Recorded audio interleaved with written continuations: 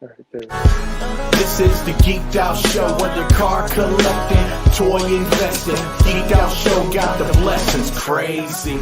This is the Geeked Out Show, whether comic book reading or anime watching. Geeked Out Show got the options crazy. We all here, it's your one-stop shop. We geek in, we geek out, 24 on the clock. Whether if you're comic book reading or anime watching, Geeked Out Show's got the options. Dropping every single moment, get a deeper focus. Reminisce toys you never noticed, different views to go with. Different type of nerd issues or nerd tissues. Black holes had to pay those dues, so know the difference. Understand the context clues, we on a mission. From the Barbies to the Lego dude, we got a vision. Safe place for respectable cues. From a real fan, not ones that's active reviews. So beyond that, don't get the dust cap. It's all love, but where your geek esteem at? Relax while we sip on the Epto Cool. I know a place most deaf won't lose you. And here it is. Hey, what's going on, guys? Welcome to a special episode of the Geek Out Show. This is our road to LegionsCon, and I'm here joined by our special guest. We got Kris, aka part of Mythic Bits. I can't just say you're fully Mythic Bits, right? Yeah, that's right. Guys. It is. Yeah, everyone for Shane Man is the other half of Mythic Bits, and really, to be honest with everybody, I say this all the time. He does 99% of the work. So he prints everything, he ships everything, he designs some of the stuff. And then, you know, our de facto other partner is Tiago Conti's our sculptor. We contract for probably 80% of our work. A little bit out to Jason Rodriguez too. So, but mainly it's just me and Shane goofing around, you know, trying to do weird stuff with as many parts as we can. So Shane's the other half and responsible for all the nice things we do. Anything that's grumpy or not exciting, that's my fault. That's cool. That's cool. Thank you for letting us know about like the whole entire team, because you know I was one of the ones that almost just made that mistake. But I do remember you bringing that up in at LegionsCon last year, that it wasn't just yourself; it was a group effort. And we spoke briefly. I just want to kind of expand on that a little bit more before we get to full on LegionsCon, because man, as you know, it's coming. It's pretty coming fast over there. Coming fast. Yeah, it really is, man. And it's what is it? It's the end of July basically already. So like 3.5 months away, basically. Yeah, that's it. I don't even want to hear that. Basically. I don't even want to hear that. I got so much stuff to still get done. Yeah, about 12 weeks, basically. Yep, about 12 weeks. So it's going to be rough for us. Definitely trying to get some stuff done. I contracted, or actually I commissioned a couple head sculpts and a couple weapon designs that we're going to showcase over there. I've kind of done teasers here and there. But yeah, we've gone with Inglorious Customs. Sorry, hold on. Nice. Inglorious. Is it Inglorious? My bad. I want to make sure I get this correct. Inglorious. Damn, I should have had it. Okay, Inglorious Draven. He changed it. It was Inglorious Designs. So his name is Draven. That's what it is. Inglorious Designs. So he did sculpt a Cosmic's head. Nice. One Mythic's head, but he made 3 different variations to it. And I was just like, dude, what the heck? So that's the best. That's the best when you can get one model and just kind of change it up a little bit. Stretch that model out a little bit. I thought that was pretty dope, man, because he did he did almost like a halfling type head, and it's a little bit more on the orc side, but like he just did it with locks pulled back, like dreadlocks, and then he did another one where it was just like comeback hair, and then another one just bald. That's cool. Hey, what's up, Josh? What's going on? He's saying, "What's going on?" Smiley face. What up? It is also Comic-Con weekend, so I'd imagine that some of the listeners, viewers are over there as well. I mean, listen, I was on them feeds all week. Dude, for reals. Greg, formerly the Brute Scale. What's going on? What's happening? Like, I know this is Mythic based, but man, I was watching that Joe. I was watching them Joe releases. That Joe team at Hasbro's pumping out fire. Dude, it was insane with the reveals that were going on. Did you see the turtle lair? So Super 7, NECA. Oh yeah. The underground joint. Oh my God. Yeah. I don't even like that. I'm not really into the turtle thing, but I'm just looking at that like, oh, that's like some spray paint, some other paint away from being a whole underground G.I. Joe, or even like I didn't be able to work it out for Mythic Legions type of diorama. like in like a Dude, yeah, cityscape or something. Poof. yeah, you could definitely do some custom stuff with that and just paint it up a little bit. Hey, Cammy the Kid, what's up? What's up? What's up? Oh, nice for everyone stopping by. What's up, y'all? Glad to be here. Thank you guys. Thank you guys. My CC got hit hard. Ooh, what'd you get? What'd you get jumping back in Joe? Oh, jumping back into just, man, I'm trying to stay away right now. I'm trying to just keep it to certain lines, man. It's hard, but I'm trying. I only do two lines. I do Mythic and Cosmics and GI. Mythics? No, not no. I do Legions is Legions, so I don't Yeah. really separate. I do Legions and Joes, and that's it. I cut everything else out. And then anything I buy for fodder, like I just picked up a bunch of the McFarlane Warhammer stuff. All the proofs were on Amazon for Prime sale for like Yeah. $8 for all the artist proof, the great ones. And I'm like, you know really what? hard to pass that up. It is, man. That's fodder might be my biggest weakness right now. Like just trying, it's hard to look at a figure and be like, well, that's four. Like the Foosh just had they had their blue The ninja dude, and then they had the red Yeah. arms for $4. And I already got I got 2 boxes of those red arms and like Yeah. a box of the flesh ones for like 2.0 figures. And I'm Yeah. like, well, but it's $4. Let me get just get like another box. Good. Josh said 250 price tag on the sewer living room. Damn. And I'm That's still not bad getting it. though. Nope. That's not bad. Hell That's no. a pretty good sized diorama right there. Just saying. That too, yeah. That is, I mean, because NECA's already that big scale. 250's all right. I could do definitely 250. make that happen. Yeah. Yeah. Greg said Joe's and Spider-Man. Dude, a lot of the Spider-Man stuff was looking sweet too. Really was. Especially that animated Alistair Smythe. Dude, that was dope, straight out of the cartoon. The Peter Parker looked pretty cool. It And did. I was looking at him. I'm looking at him as like, oh, I'll grab him for a bystander maybe for the Joe display. You definitely can. What was also cool, I know it didn't get as much fanfare. The Motu stuff. I don't know if anyone saw the Masters of the Universe Origins. They did the Snake People. I did see that. Did you see the girl? She got the Gorgon lower half, and then she pops apart. I was like, ooh, that's going to be great for 2.0 figures. Get some absolutely. snake bottoms. That's going to be so cool. And then I thought them pivoting their Origins line to Filmation was like those figures look really good. Like they stopped doing a little poopy squat. So I thought that was pretty good. Yeah, definitely not too bad at all. Even some of the Masterverse stuff wasn't looking too bad either. Agreed. Yeah, the Masterverse stuff is, I mean, I think also, like, once Poxus drops in whenever, like, soon, right? Mm-hmm. I've been already comparing with using the Centaur.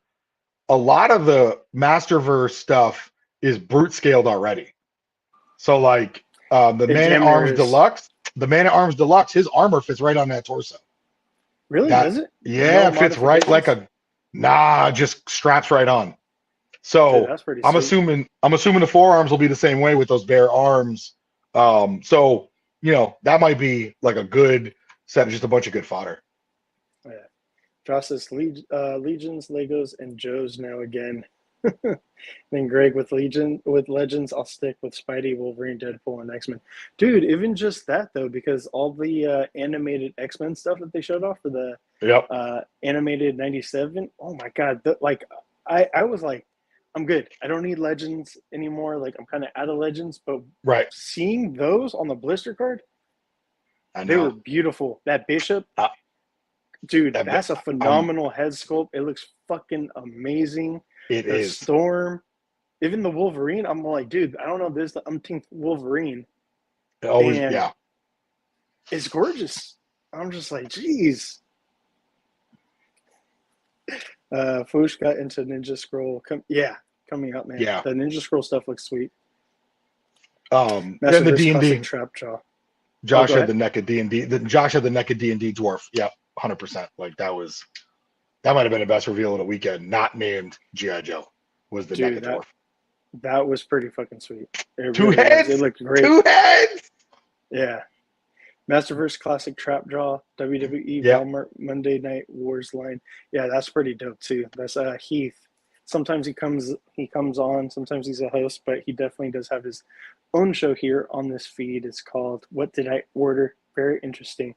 Check it out if you haven't already.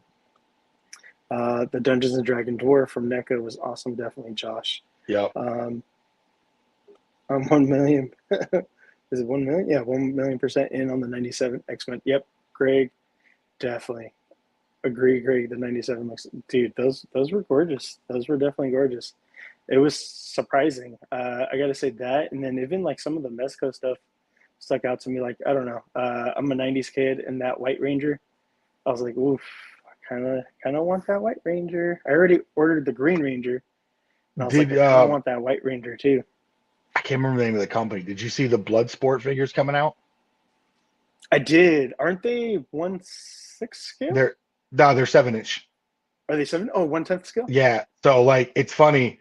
I was contemplating like doing a tribute to Bolo Young for a custom head. We just never got around to it. And after we did like the tribute to the show enough style sort of head, like last year, and we were talking. Me and Giovanni were like, "Yo, let's do Bolo Young," because villains don't get no love. And then he sent me the picture, and I'm like, "Oh, it's in 7-inch." I was like, "I gotta get. I'll throw I'll sell the Van Damme. I don't care about that, but I want that Bolo Young head, man. I hope they got non-screaming face too. I hope they do normal face and then step on his neck face." I'd imagine that they would do probably 2 to 3 head sculpts with that one. I hope so. That was cool looking. Yeah. That reveal was my favorite with Kris Star, besides Joe's. Yeah, dude, Kris Star, that came out of nowhere. And yeah. I heard other people saying maybe we might get Rom and the Micronauts, and I'm just like, oh, that's going to open up a whole bunch of stuff for a lot of people, man. Did you see the Power Princess sculpt? Chong-Li. The which one? The Power Princess for Marvel. She looks like Wonder Woman. That's the best Wonder Woman head. Dude, that's what I was going to say. The best Wonder Woman figure is coming out by the Marvel Legends team. That killed me, man. Like, all you gotta do is repaint it. All you got to do is just repaint. And that's not to say McFarlane hasn't put out some fire Wonder Woman heads, because he really has. It's just usually an Elseworld head, right? Like it's the Endless Winter. Right, the Endless Winter head was awesome with the ponytail. I have that on that skin tone almost matches Dorina. Like it's a quarter of a shade off of Dorina. You could just pop it right on the figure. Perfect size too. But that Power Princess, I was like, oh, I'm gonna need that. Well, hello there, CISA team member Chris Anthony. Oh, what up, Housel? Anthony, wait, has it been established that you two look alike? Oh man, we do? I feel like that's like lightweight. That's like lightweight baldism. I think that's what it is. Bald and then with the beards. Yeah, man. Like, I'm just saying. You know why? Because Housel got that beautiful head of, wonderful Italian hair. So he's just, he's gonna throw that hate out there. You know what? Greg says, that's all right, Housel. You'll pay for that. I'm glad I never got into Power Rangers. Yeah, consider yourself lucky, man. Heath didn't even know that Power Princess was a character, but yeah, great looking figure. They're from she's from Squadron Supreme. Yep. Yeah, there we go. Squadron Supreme. Basically the Justice League of that whatever world that they came from or whatever in the hell. Yep. Because IP is not respected amongst the two comic book companies. Absolutely not, man. That's why they just take a little bit from one another. Mm-hmm. So that was great SDCC talk. We could definitely get more into it, but I'd like to get into the geeky background check. And if you haven't seen before, the geeky background check is a gauntlet of questions, basically to check the credentials, make sure that you truly are a geek. So now hold on. You mean my vintage Johnny Blaze 2000 Ghost Rider? I mean, come on. Is it like vintage? This is vintage. This is Johnny Blaze partnership with Marvel. So this is before comic books really blew up. Johnny Blaze, Method Man from Wu-Tang, partnered with Marvel on a series of streetwear gear, all Marvel themed.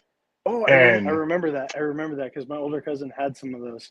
yeah, so like a bunch of years ago, I just went on a rampage. It was like, yo, because I was like looking at the current gear and I was like, it's cool, but this is all like heavy cotton, fully stitched, no screen print bull. Like these are really well done Aren't those from like the pieces. early 2000s Early or late 2000s, 90s? late 90s, early 2000s. Yeah, like I think Yeah. 99 to 03. So I went on like a little eBay rampage for like 2 years, and I picked up like a Ghost Rider baseball shirt. I got this joint Punisher one. But all right, I'm ready for the questions. I just figured, hoping to get graded on a curve because of the fit, Because early on, yeah. because of the For drip. sure, So man. Definitely, for sure. I definitely did peek that as soon as you hopped on. I'm like, dude, that's pretty fly. And I was gonna ask you where that's from because I was like, ooh, that's pretty sweet. I like Ghost Rider. Marvel's Amazon seem more more badass. Marvel's ooh, Amazons. hold on. Well, we'll answer that during the question because I know one of these is what comics are you reading, so we could. Yeah, well, yeah, definitely it is. Uh, I just wanted to know, where did it all start for you? And was it something early on in your life, or is it something fairly recent? So yeah, where did it all So start for you? like full blown, because like I grew up, I played. I mean, I did read comics as a little kid, right? Because my grandparents raised me and they encouraged me. Like they got me to read everything. My grandmother taught me to read really young, like really young. So like by like eighth, ninth grade, I could read Lord of the Rings, right?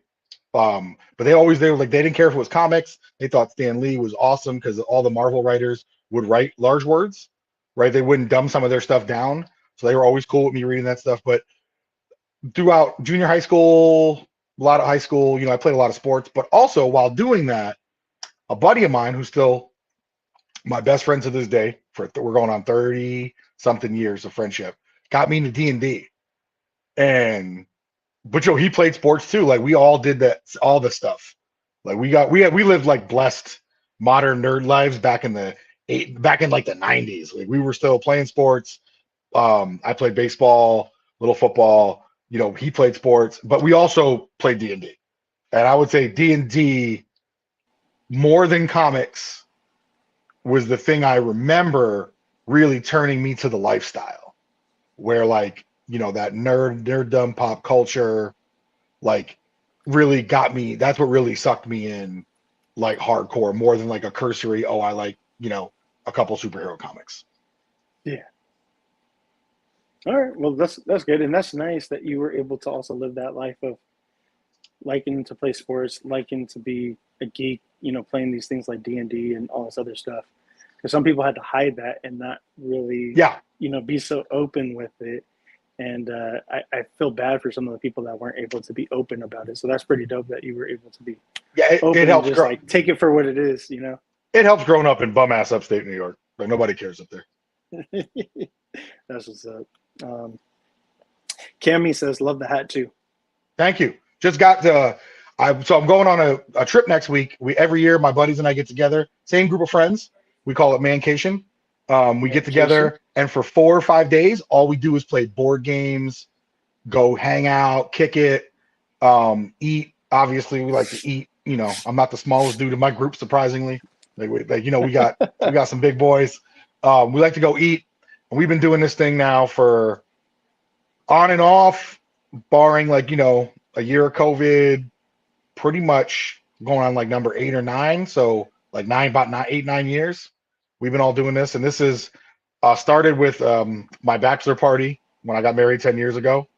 Everybody kind of met up. Yeah, my friends from California, because I had lived in New York, moved to California. I had made new friends. They got along with my East Coast friends, and everybody just like really synced up, like we had known each other for 20 years. So that's dope, dude. The next two years later, we're in upstate New York. My homies from California want to see where I grew up. And that was like issue. If you looked at Mancation, that first New York trip was issue 0, where it didn't have a name, but it had an origin. Yeah, man. And then every year we've been, we kind of switch it up. Last year it was unfortunate. It was up here in Washington where I live now at my house, and everyone caught COVID. We were sick someone brought it with them. We were sick the whole week. But we bounce around. We've done Chicago a couple times, Austin, New York. So I think we're going to keep it probably Chicago, Michigan from here on out because like the flights are, like 3 of us fly from the West Coast, the other 4 or 5 from the East Coast, and 3 of them live in the Central already. So it's just easier to do that. But Chicago's always like my favorite city to hang out in is Chicago. It used to be New York City, but it's Chicago. But it's Chicago. Chicago's awesome. I want to visit. I've never been. I It's definitely do dope. want to check it out. Food is I want to best have food in the country. authentic. That's what I was gonna say. I want to have authentic Chicago pizza. The deep Ooh, dish. except for the pizza. I'm an East Coast pizza guy. I don't mess with that deep dish stuff. I had But East Coast pizza for the first time at not at Legion's Con, but while I was there for Yeah. Legion's Con last year. We went over to Patsy's over in Harlem. That's where Mark Dope Toys NY. He took us over there. That's awesome. Say hi, Loki. Say hi. Hey, I can't let my dog see that. That's why they got to keep locked out the room. All 3 of them. He keeps on trying to walk because I'm by the couch. He keeps on walking on top of my table. He's like, right here. So the next thing would be comics. What was your first introduction to comics, and what does your pull list look like today? All right, first intro to comics that I can remember because I'm old, and there's a lot of recreational activity in my young life, so my memory is a little. It has to see through a lot of trees, right? So first introduction, Greg knows what I'm talking about. First introduction to comics that I can remember, it was in the late 90s. It was probably the Extinction Agenda, which is funny because I don't really like the X-Men. And I remember the first comic I remember was seeing Cameron Hodge, Mind Control, Archangel to fight Wolverine. And I had read comics before that, but that's the one I remember being like, oh, because my buddy Mike Rector, who also goes on to this trip with us, he was like the gateway nerd. Like he collected comics his whole life, and he's a couple of years older, right? So like first time I had seen white boxes, I had get comics from the corner store, roll them up, throw them out, whatever. But like first time I had seen someone collect. So you could go hang out at his crib. We'd hang out to go, play RPG or whatever, or just hang out, and like you could read a whole run because he had the whole run of comics.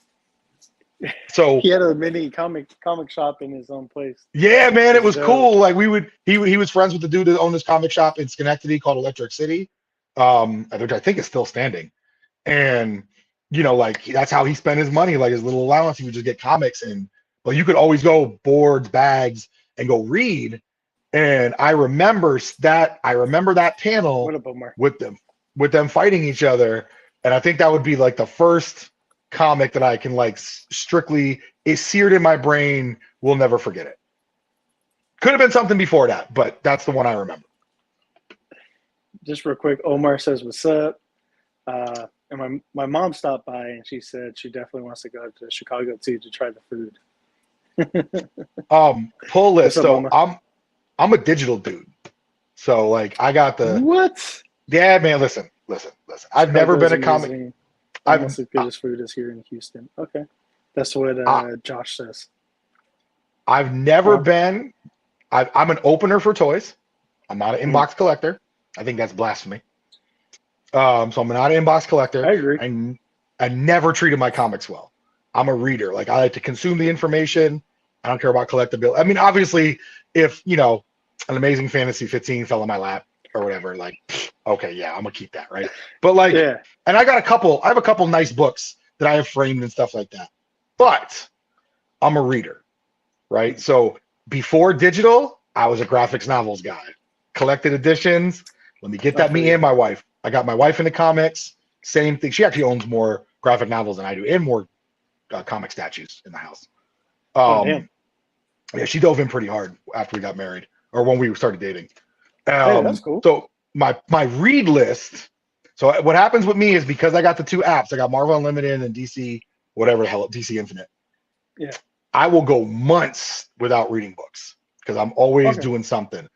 But then I'll hit a spot and I'll be like, man, I gotta catch up on some comics. And I'll go binge for like a week and just read.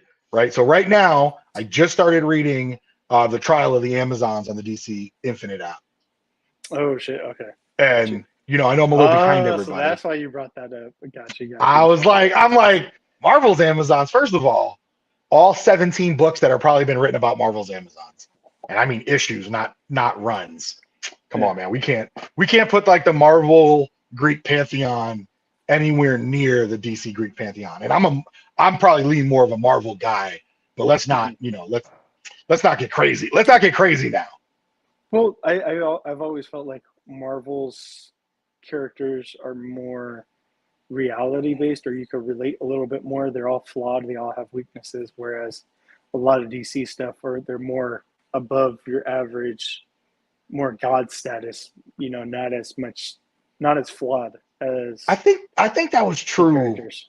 I think that was true until about maybe 15 years ago. Like, I think they've done a good job. Like, you look at like when Hal Jordan came back, right after he died, very flawed character after that, right? Like, I think that's more common but I think obviously that's how it started, right? The DC heroes were gods back in the 30s and maintained that godhood for a long time. Even Batman. Even Batman. They just, with the bald people, they just all think we look alike. I got the comments on another screen next to me, so I can see him come through. Calm down, Kev. He says, "What's up, fellas? Yeah, you guys brothers. You guys look like brother, son of a bitch." Yo, that'd be us and Reynolds. Yo, you should have Reynolds Cruz on, man. Reynolds Cruz got the same bald beard thing going on. So I don't know who he is, but introduce me, and then I'll cook up something so the three of us can do something together. That'd be hilarious, bro. So, like, definitely that obviously DC holds that tight. That's always going to be there. It's that legacy. But I think, I mean, even look at the Flash, right? The Flash, Barry Allen, right? The Flash, his whole thing, he messes the world up. He messes his life up because he misses his parent. He misses his mom. Yeah. How much more flawed can you be than that? Like, you're willing to sacrifice the whole world for mom. How long ago was that now that it's probably been probably 20 years. I don't think has it been 20 years since that happened? I thought it was like 10 or maybe. Not because you think even 10 or 15, but that's one thing with comics. Me and my friends always talk about this. We'll say something like it's new, but like the run happened like 10 years ago. Yeah, well, I guess like because if you look at the grand scheme of things, like like you said, the 30s is when all this shit started. Right. Late 30s, early 40s to now, it's damn near 100 years that we've had a lot of these characters, Right. So yeah. Like, look at possibly one of the three greatest runs on Captain America ever is Brubaker's run, right? When he brings Bucky back. Mm-hmm. That was a long time ago. That happened a long time. That was long ass time ago. But it kind of feels new-ish on the inside, right? It still feels like a little bit of a novelty. But Brubaker's run was so long ago in the grand scheme of things. So I think what happens is like the narratives get stuck on characters, and then it's hard, like Superman, right? The narrative is it's hard to write for Superman because I would say I could completely understand how it is hard to write for because he's all powerful ever. Okay. I mean, I guess technically because he has no weakness. I know. And then they went through that thing where they stripped him of all of his powers, and then it was coming back little by little. And when they did the reboot, I forgot what the hell they called that. But where they had him in the T-shirt. Oh yeah. I forgot that too. But like that's it. Like So like, are you watching the new Superman show on Max? I've watched only the first episode so far. It's been kind of hard for me to, taking content right now. But it's not terrible. I want to check it out. It's not terrible. I hear it's pretty good. It's pretty good. That it's like it's pretty good. I mean, it's not Harley Quinn good. Like the first two seasons of that show, HBO crushed it. That show is hilarious. Anthony said Brubaker's run was amazing. Brubaker's because Anthony Housel's a Captain America fan. Oh, Captain America's my favorite superhero too. So we kind of share that bond. Yeah, I'm a Cap guy. So how do you feel about the reveal of the Mythic's comic book version of Captain America? Oh, I didn't even see it. You didn't see it? Okay, gotcha. I don't collect. Some people were complaining. Oh, I have one Cap toy. When they came out with first what they do, the Walmart exclusive one, I bought that. and then I just got the new updated one, the retro throwback to Toy Biz. I'm straight. Oh, yeah. The only Marvel characters I have left, That I one's have a the solid one to own. That great. one's like the best. I have the best version of the Hulk, Iron Man, Thor, and Cap. Those are the only Marvel Legends I've kept. Every other Marvel Legend I got sold. Jason Demon Custom Factory. Hi guys, finally watching my great friend Kris. What's up? Welcome. Hey, Thank you for stopping Jason. by. So Jason, so just to let you guys know, anybody who's watching, if you guys haven't commented yet, I am adding each name who comments to the wheel. We're going to spin a wheel. Anybody who is on there for leaving a comment, joining the stream, commenting, they're going to be put up to win now 11 head sculpts. Is that correct, Kris? So we got 2 raffles. We'll do 11 head sculpts for the one, or 10. Oh, snap. 10, I think, was the first one. So the first one was 10. Okay. That's coinciding with our head sale that's winding down this weekend. We did a Mythic Bits head sale. We put it on IG. And props to everyone who, thank you to everyone who bought from us. It was basically 10 heads for, that's the first picture I sent you a week ago. 10 heads for $65 or any 3 for $25. Today, Jason Rodriguez came out with for his first cosmic headset, and I thought it was pretty fire. So we bought it from him because he sells the files for people to buy.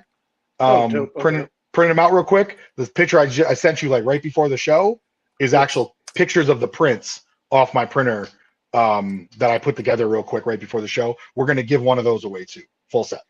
So that's about 8 heads, 8 with one, 10 with the other. Jeez. Oh, that's all thanks to Shane. Shane's the giver. That's a crazy amount of. Damn. Thank you. We appreciate it.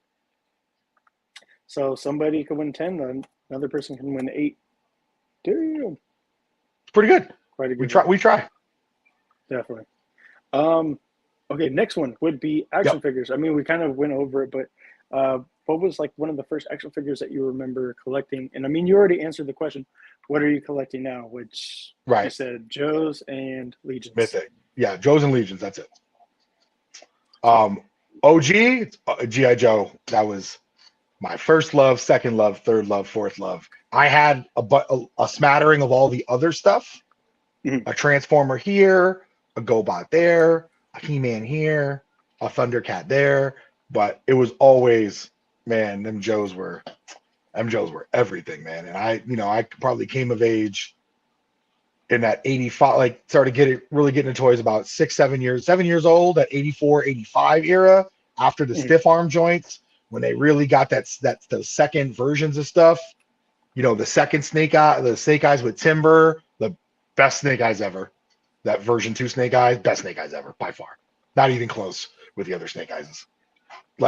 Man, that stuff was that.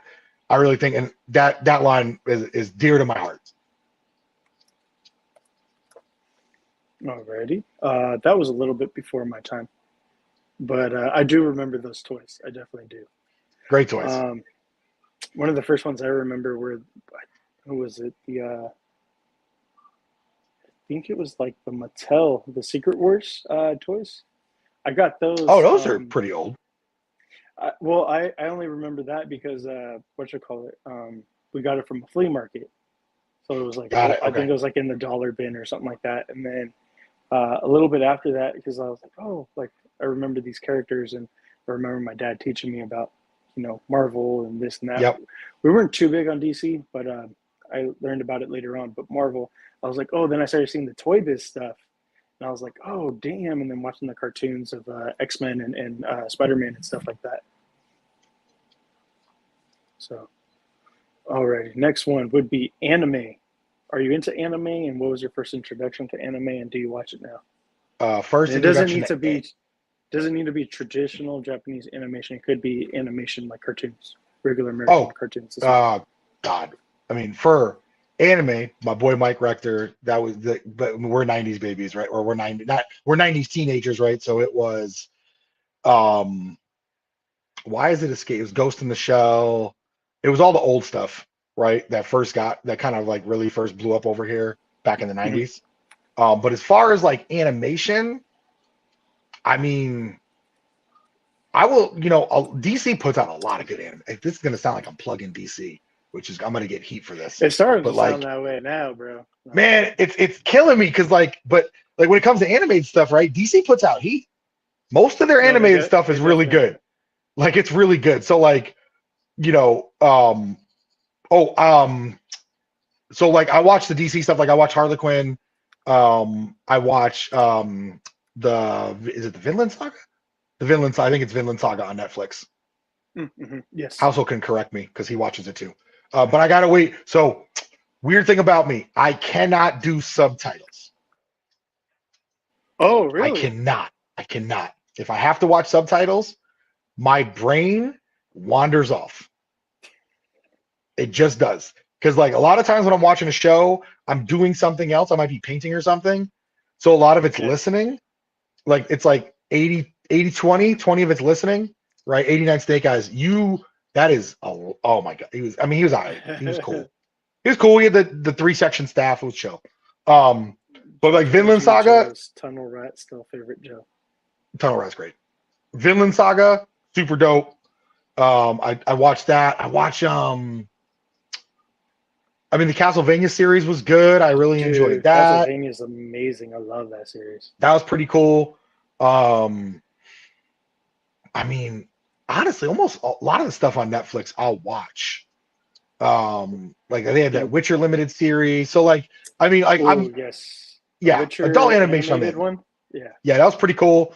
So like that's like kind of like really anything good, I'm kind of game for, and I'll watch a couple episodes of stuff just to see if it's worth it. Attack on Titan yet? I have seen Attack. Oh, wait, the movie, the old stuff. No, Attack on Titan, the animated series. Yeah, it's old though, right? Maybe the past 5 years. 6 years. Maybe I must be confused with something else. I have not. I must be confusing with something else. It's not exactly like. It's one of those kind of like Elseworld where you don't exactly know the time that it takes place, but it kind of takes place where it's like kind of like an old-timey night times, like, but then some of the technology is kind of advanced, so it's like not quite modern day, but it's not quite like way back in ancient times, medieval times either.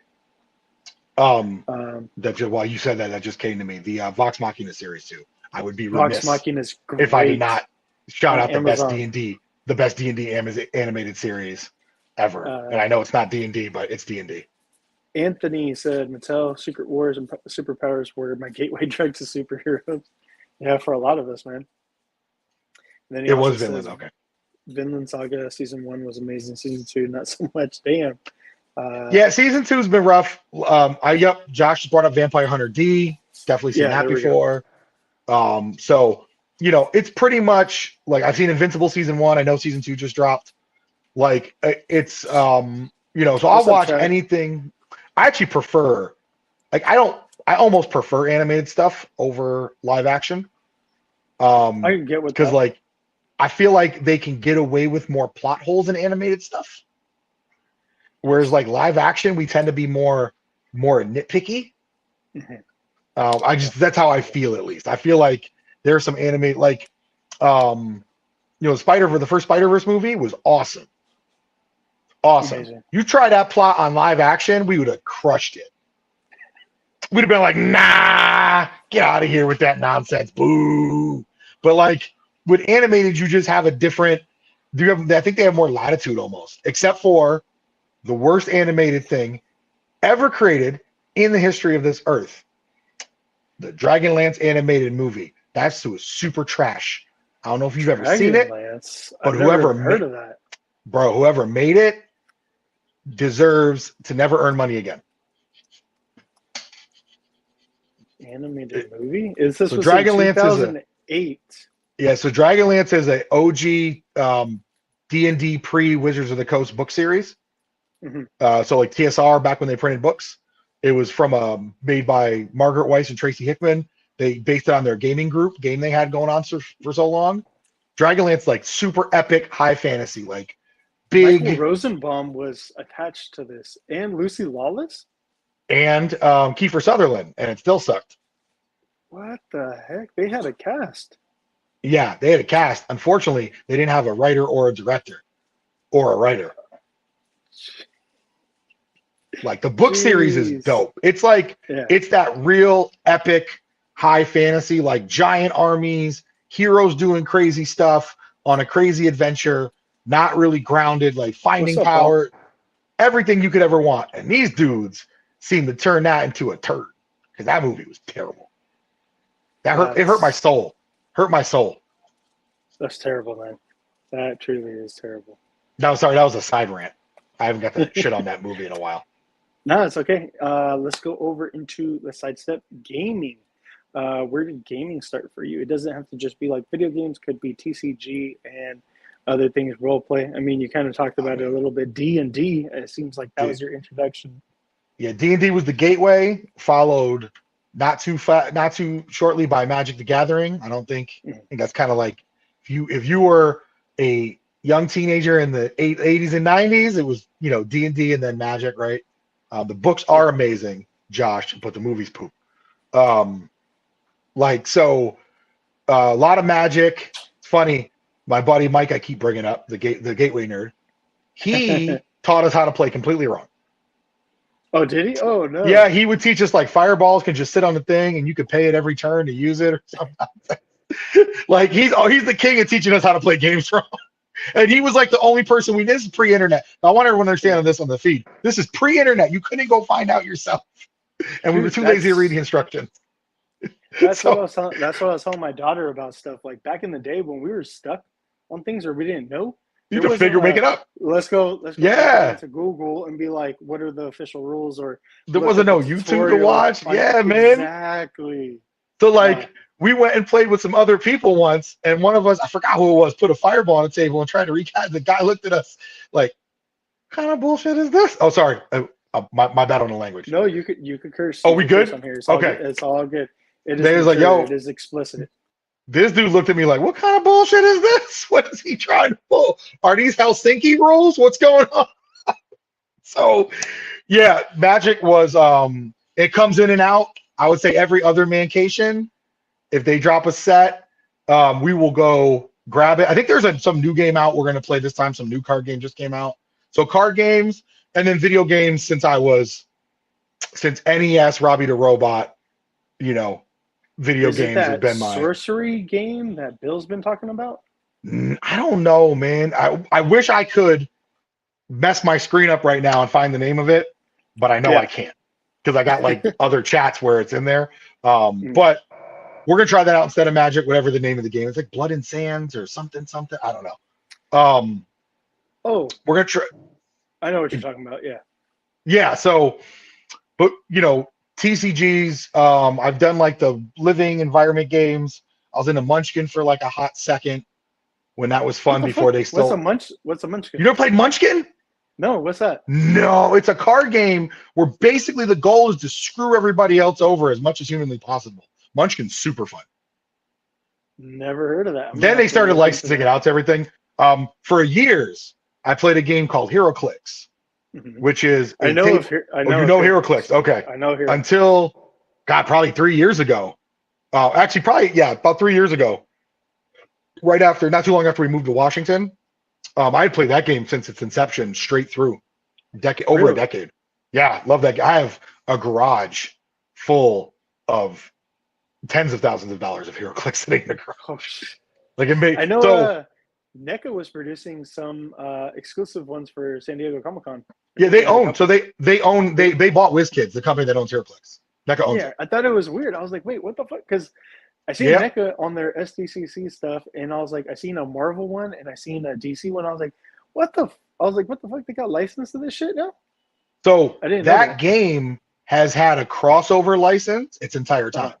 It licensed both companies. Yeah, so it licensed both companies back to back. So that game started as Mage Knight. Is it separate? Is the Marvel one so, and DC another one?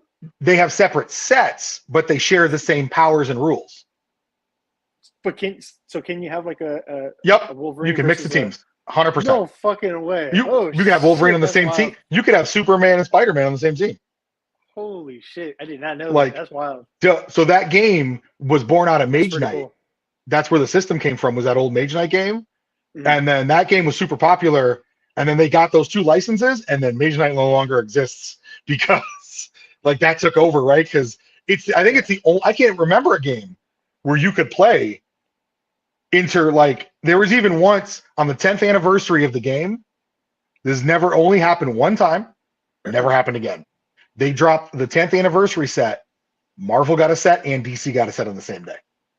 I used to own it. Yeah, I used to own a store that sold only HeroClix. That's what we did. Like we would open 3 days a week, sell to people, play games there. It was called Heroes and Dice in Fremont, California. And that was I went there. You went? Oh, did you? When? I grew up in Newark. Did you go when Kris and Kris owned it, or did you go at when? I went when Kris and Kris owned it. Oh, I'm the other Kris. Oh, no way! Then I never met you. Did you must have gone when I wasn't there, dude? You went when younger Kris owned it, right? With hair. Yeah. Yeah. So we were partners for a while until I bounced out. Holy shit! I did not know that. Because I never met you. I met the other Kris, but holy shit! What the fuck? Yeah, man. That was. Oh, so you know then? That was me. That was me and him. Wow, talk about a small world. What the fuck? That is a small world, man. Yeah, I lived in Palo Alto for almost 15 years. Oh damn! I live in Redwood City right now. Did you ever go to San Jose? Did you ever go to Nat's store down in San Jose? Nat Fam used to run 8-Bit Gamers. I have. That's how the HeroClix store started. That's how the HeroClix store started. Nat owned the OG HeroClix. Really small world. What the fuck, dude? That's crazy, dude. Yeah, Nat's like Nat is like the godfather of clicks. Yeah. So like him. That's wild. So two of the guys that go to Mancation with me, Arjang and Josh, were frequenters of that store, and we're all friends. Greg says I'm back. Got a call. LOL. Everybody on the chat. Everybody in the chat's like, what's happening right now? What was happening is that me and Kris, I guess, are from around the same area. Yeah, that's crazy, dude. Idea. And we were probably around each other, like at local cons and shit, passed by each other. Oh, for sure. We used to do. You know what though? Back then, I did not have a beard, and back then I used to have really long curly hair. That was like an afro, dude. I shit you not. Dude, do you remember Craig Landers? You didn't play HeroClix though, did you? No, I never. That's why you didn't run into me, because you never played. If you didn't play Clicks, yeah. And then I bounced out. Kris kept it, and then he sold it to Jeff Bullard, or turned over to Jeff. And Jeff's still there. So I had it not Newark. I had it when we were in Fremont. Mm-hmm. Like Fremont, and then the train station when we had it there playing Clicks with his aunt and uncle at the train station. But when he went to Newark, that was all him. That was Kris at Newark, and then he turned it over to Jeff. And I think Jeff is still kicking it in Newark with the HeroClix store, which is dope. Is he? Jeff Bullard still runs. Yeah, man, he's still. It's called Clicks. Like a long time. Clicks Collective. If you guys are in Northern California and you need HeroClix, go to his Clicks Collective. As a free promo. Jeff. Look at that. Oh, small world. What a small world, man. Dude, for reals. That's crazy. That's crazy, dude. And then next thing would be, I can't get over that. That's crazy. I can't even, I'm not even gonna there's no way I'm not gonna be racking my brain the whole time. Like, damn, that's crazy. That's how I am right now. I'm impressed that you went there and didn't play HeroClix, because like we were crack dealers. Yeah, I mean, I was really close. I was really fucking close a couple times, but like I had went with like a couple buddies that were playing, and then they had bought stuff, and then I just kind of like seen it from afar, and I was like, nah. And at that time, like I was very selective and really didn't have a lot of money, so I was like, very selective in like the things that I buy. It was just a couple comics and just like a couple action figures that I would buy, like here and there. Like, dude, like at that time, I was like, I don't know, maybe working 20 hours a week, if that, and I was like, maybe buying like one action figure a week or one every pay period type of thing. So like I had very limited funds back then. We transferred that whole situation to Game Castle when they had the store in Mountain View, when they had the big store before it went out. Mm-hmm. Like we were playing over there. It's funny. I haven't played in a few years. I stopped collecting, and I've just been watching the new DC set that they're dropping, which is a villain set. Mm-hmm. And I'm like, I think I'm gonna get back in for like one set. Because like a whole villain set makes me happy. You're like, it's kind of cool. Kind of cool. All right, let's go to the next question before I keep us sidetracked. TV and movies. What are some like standout staple TV series and or movies for you? Mm. Could be from Movies? back in your childhood or now. Up to you. God, movies. I would be remiss if I did not give Hasbro credit for that D&D movie, Honor Among Thieves. I thought that was pretty damn good for a D&D property. The recent one, they did a pretty good job. That's the one with starring Chris Pine. Yeah, that was Right? pretty good. I thought, yeah. I checked it out recently, man, and I was just like, damn, I probably should have watched this one in theaters. It was Yeah, good. I went to see it in I theaters. liked It was it. pretty good. Let's see here. Yeah, we're not helping the whole we look alike narrative by knowing each other from Northern California. My favorite movies are used to be normal movies. So like Tombstone, probably one of my top 3 favorite movies. Right? I love that movie. Love it. Okay. Love it. Shawshank Redemption, love that movie. Nerd based, I mean, the entire Infinity Saga, pretty much, except for the crappy Thor movies. Yeah, Thor 1 and 2. Thor 2 was doo-doo. It's still like probably the worst comic book movie ever, not named Catwoman or, Worst MCU, definitely. Oh, by far. Because I even thought at one point Iron Man 3 was like the worst or like one of the worst. But after revisiting that, I'm like, you know what though? It's a bit better than Thor 2. It's a bit better than Thor 2. I mean, even the new stuff, which has been Phase 4 has been pretty kind of hit and miss. A little bit more miss than hit. Yeah. But nothing. I don't think anything's as low as Thor 2. It's funny, my buddy and I were arguing about it once. I was like, all right, man, I'm gonna make you watch this shit again. So we sat down and we were watching. He's like, damn, you were right. This movie's terrible. I'm like, the movie's trash. This movie is trash. I would even say like a lot of the series are better than that fucking movie. Yeah, but the series, they've also been hit. I mean, I think I'd probably watch like She-Hulk over that shit. Ooh. Dude, I'm just saying because like they got She-Hulk twerking. I'm just saying. She-Hulk's pretty bad. You know what I really loved for the series? I loved Miss Marvel, man. I thought, dude, that was probably a great series. I really enjoyed that series. Like the best Spider-Man best Spider-Man story they've ever told. Like, think about it, right? She's a legit neighborhood hero in that show. Yeah. Right? Like, I'm like, damn, y'all. Damn, even Pete couldn't get this kind of that's OG 60s Spider-Man right there. Like, they kind of used that vehicle for her. I thought that was a well done series. Thor 2 is, I mean, I would take most of the DC EU over Thor 2.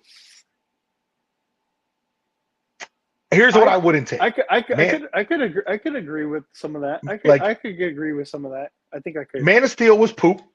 Maybe I think not Man of Steel was 84 though. I think Wonder Woman 84 was worse. That one might be worse than Thor 2. Was it worse? I'm just saying. Here's the thing. Any scene with Gal in it and Chris Pine where they're just talking, I'm good. Oh, I think they did a great job. Yeah, for sure. But the plot was terrible. But the problem is there's no good acting in Thor 2.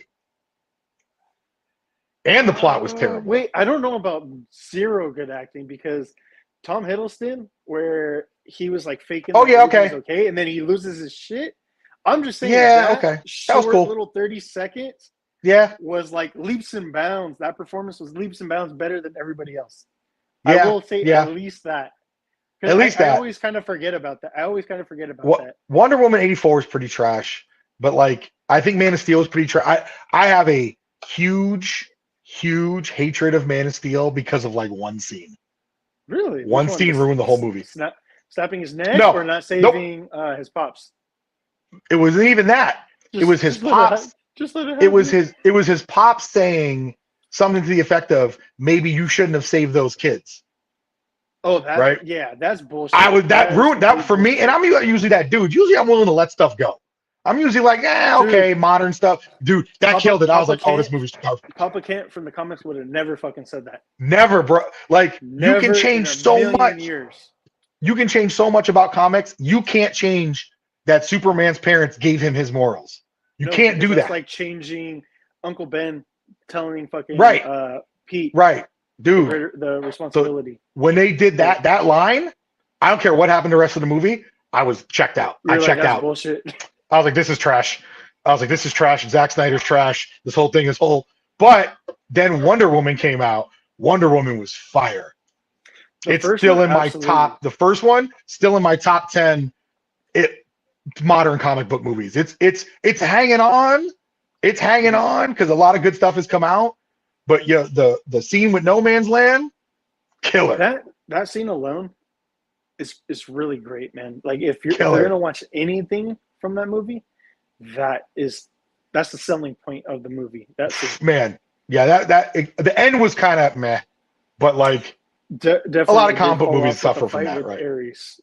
Yeah, usually they don't know how to end it right. It wasn't terrible, but they could have ended it better. If they made a couple tweaks, it would have been a better ending. But like movies, like anything in that Infinity Saga, like, you know, I will go to my grave saying Captain America Winter Soldier is the best comic book movie ever made. And that includes the original Superman, which was my number one until I saw that movie. Like, and I'm hard on the Captain America movies because I'm such a fan. Like, people liked Captain America, the first Avenger, and I was kind of like, was it really good? Like, it took me a little bit to get on board because but that Winter Soldier movie, it was a good spy movie. It worked even without it being a superhero movie. Like, it definitely would have, like, as if it was just like a James Bond type movie type thing. Yeah. And that dethroned the original, the OG Superman, like the Donner Superman movies. Up until that Captain America movie, those were my top.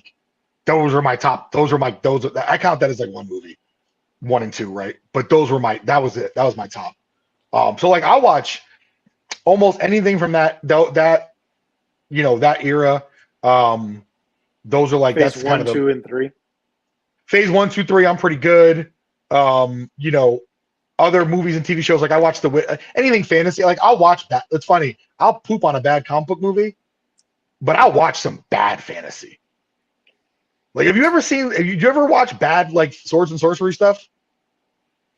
I watched Spartacus. Not all of it. Great. Have you seen the Mythica movies? Mythica? No, I have not. Oh my God, I watched all them joints. They are bad. What's Mythica? What is that? It's some book series someone wrote that somehow got a TV series before any of the good writers for D&D. I don't know how that keeps happening. Josh said Mythica. Mythica's Mythica. Yeah. So Kevin Sorbo produced it. I don't know if it was before he wilded out. Hercules, right? Hercules back in the day. Yeah, Hercules produced it. Well, he produced it. So like the story was, it was like some fan movie, and they were filming it on the mean slopes of Utah or something. Mm-hmm. And like he stumbled on it or something like that by the ski resort they was filming. And like he decided to become a producer. And then like they made 4 or 5 more. It's on Amazon. They're bad. The thing with fantasy is you can have bad fantasy and somehow it still works. Mm-hmm. Like it's really bad fantasy, but my wife and I are it's like our guilty pleasure. Like the Dragonheart movies, we watched all those joints. Like, because dude, I love those fucking movies. I grew up on those. Like, Dragonheart. I rewatch it and it's not the best, but it has a deep fucking thing with my childhood and nostalgia for me, where I'm like, I don't give a fuck. I love those fucking movies. I thought it was so badass. Like, if you think about it, until recently, make that into an animated series. Holy shit, that would be good animated. Until recently, we haven't really got a lot of fantasy, right? It comes and goes. Now, now, bad but good. It is bad but good. We are in the golden age of fantasy, right? Like, we really have hit the pinnacle. Dude, we're in the golden age of literally fucking everything. Comics, everything. Action figures, anything and everything. There's so much media, so much content, so much anything. It doesn't matter what you're a fan of. We're just getting a shit ton of everything. Right. And it's almost impossible to keep up with everything. But it's crazy because fantasy came last. You would have thought after the Lord of the Rings movies, fantasy would have taken off. But like those were a long time. Like those were success. The Lord of the Rings movies they were critically successful, right? And then we got 3 Hobbit movies that sucked. And then we didn't get anything. Now we got Witcher. Now we got Amazon's Lord of the Rings, which is okay. We got The Wheel of Time. We've got Game of Thrones. You know, so like we're in it now. Like the people that love swords and sorcery, we finally are getting our due, right? Like it's now is the time, and yet still we cannot get a goddamn Dritz series from R.A. Salvatore. This is killing me. This is killing me. That would be dope. And I would be open to animate. I don't know. I take animated. I love it animated. I do animated, and I the would thing do is it with animated. that, like I feel like a lot of people used to poo-poo on animation, like, oh, that's for kids, but it's definitely not just for kids, man. Like you could No, you get the Castlevania team to, yeah. And the thing is, the crazy stuff he does with like his swords and stuff, the crazy fighting style, almost works better in animation. Series? It does. I didn't really finish that series. I tried. Like I hear that from a lot of people, is that not everybody. It's just there's a lot of there's a lot of content, and I was never, so it's weird. I missed Willow as a kid, so I don't have that. My attachment to swords and sorcery is D&D, like 90% D&D based, right? Which means it's either anything that falls in line with that. Novels written by that crew, right? That OG, Weiss and Hickman, R.A. Salvatore, Greenwood, like that's my D&D gateway. Have you seen? And that's Mythic where I live. Quest? Yeah, it's hilarious. Oh my god, I love it. Hilarious. I love that TV show. I love it. Yeah. I mean, I played World of Warcraft. I'm not, I'm a nerd. Like everyone kind of has. It's like World of Warcraft is the online thing. Like everyone's played Magic the Gathering, right? My wife played World of Warcraft. We had to get rid of her laptop.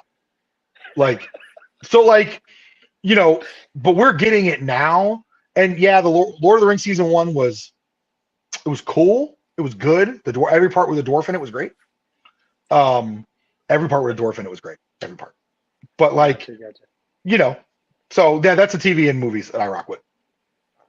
Well, I would say that you definitely do pass, and be on the lookout over at Legion's Con.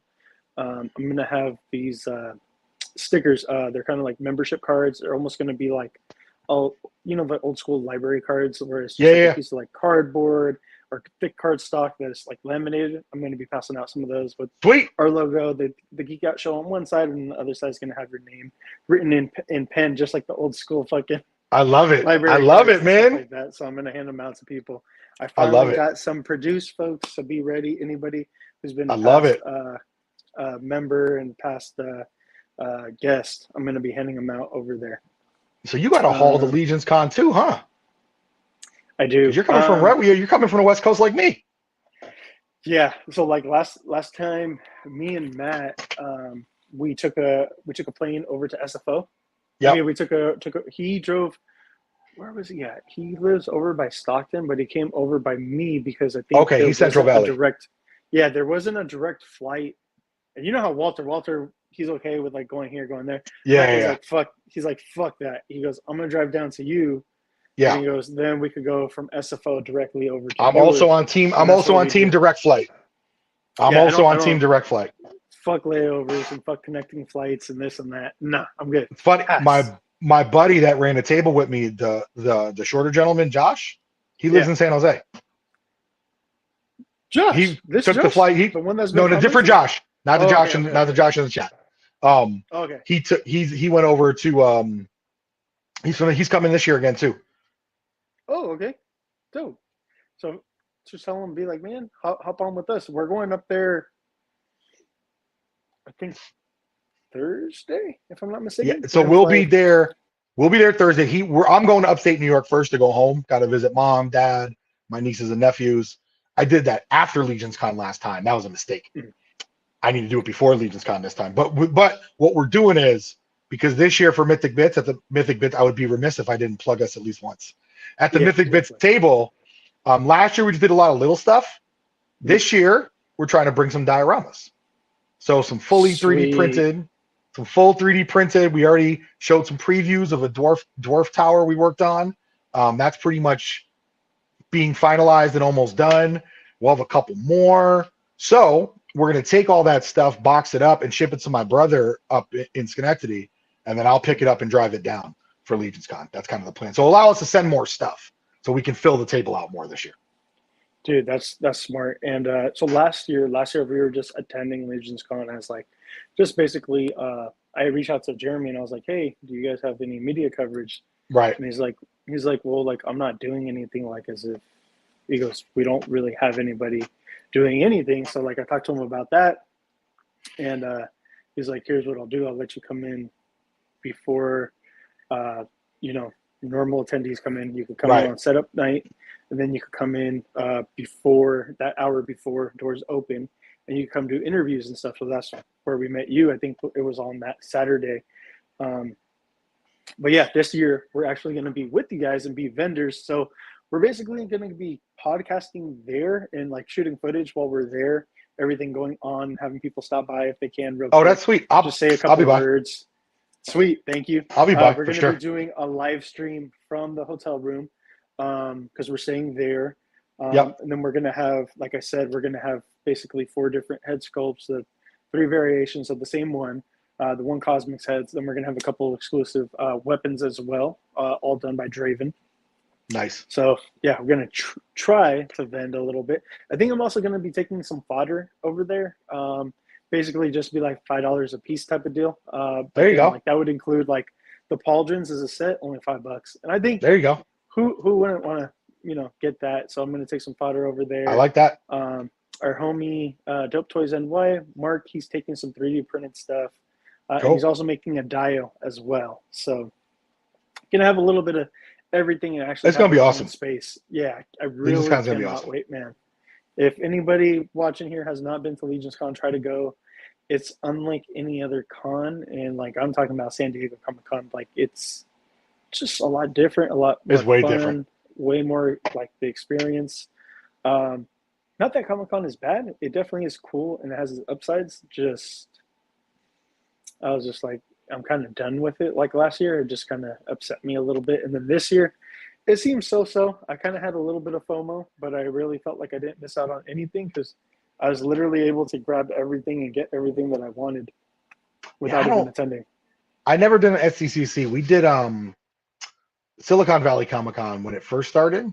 My buddy used to get media for a YouTube channel for Nerf stuff. Nice. And we used to go every year. And it's cool. It was cool. I'm not the big cons. My wife and I used to be about that. But like after going to Legion's Con, it's hard to want to go to I'm gonna go to a big con to go buy stuff and like maybe pick up a couple more pieces of art for the wall. But like other than that, and it's I don't know, like Legion's Con is great. Like that intimate experience, whether you're visiting, vending, like either one, like that to me is that's it. It's a good time, bro. The perfect median. It's like the perfect middle spot. Like the line is, obviously the line's blown up crazy in 2 years, but not crazy enough to where it's like, like people that don't know are just showing up, So I think that's the thing with Legion's Con, right? Definitely. I'm talking about Legion's Con just real quick if we want to go over this Cosmic Legion's headset real quick. Yeah. Here. I think he's changing the name of that to just the sci-fi headset, but yeah. Oh, sci-fi headset. Sci-fi headset. Get you. So you don't get hit by the horseman. Just helping everybody out. I didn't make this. It's the sci-fi headset. I think I probably sent you a pre-edited version. It's all good. So let me see. Let me blow that up a little bit. It's the headset right there. Headset. It was a pretty badass headset, I'd say. And yeah, Jason killed it. There you go. Yeah, those beautiful, man. They would Jason just would go on, dude. So I do got to ask: is this, or would you be able to answer? Is this inspired by anything that already exists today, like kind of? Like I don't know. Something. So Jason was on earlier. That was Jason Demon. I don't know what it was inspired by. I'll tell you what though. I already painted that one up.